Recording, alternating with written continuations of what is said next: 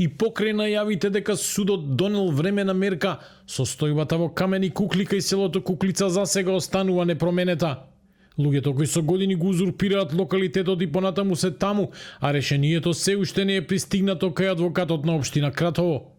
Градоначалникот Тодорче Николовски вели дека од адвокатот добил информација оти судот донел мерки против Стојна Димитровска и нејзиниот татко, но официјалниот документ се уште не е доставен.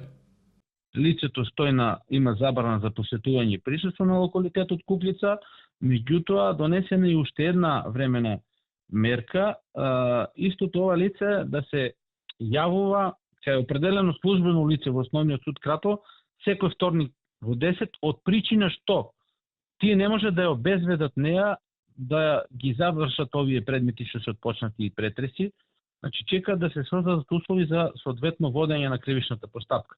Бидејќи овие лица одбиваат да се појават пред надлежните судови, ниту сакаат да примаат акти, дописи што и да има нели конкретно за нив и не може да се изврши уредна достава.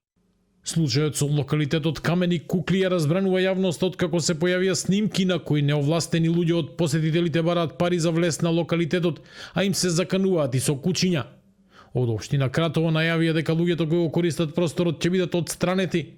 Ако не сакаат доброволно, ќе мора да асистира полицијата. Но прашањето што се поставува е како е можно ваквата состојба да трае со години. Градоначалникот вели дека проблемот се заглавил во институциите и дека општината ги презела сите чекори што можела според законот. Јавноста се прашува како со години ова траело вака.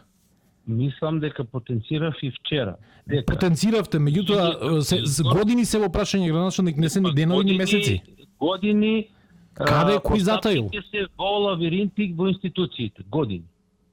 Па добро, и општината и вие сте дел од институциите. Па и ние да, ама ние во нашите надлежности. Ние насилнички не може да правиме што сакаме, значи има утврдени процедури. Против Стојна Димитровска Бут, нејзиниот татко Милош и нивното здружение Извор веќе има обвинение за узурпација на недвижности.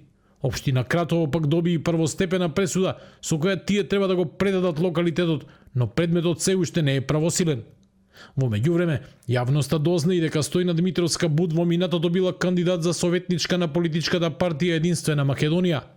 Откако ова беше објавено во медиумите, реагираше лидерот на партијата Јанко Бачев, кој потврди дека Димитровска Бут била на советничка листа како непартијска личност, но негираше било каква поврзаност на партијата со случувањата во Куклица.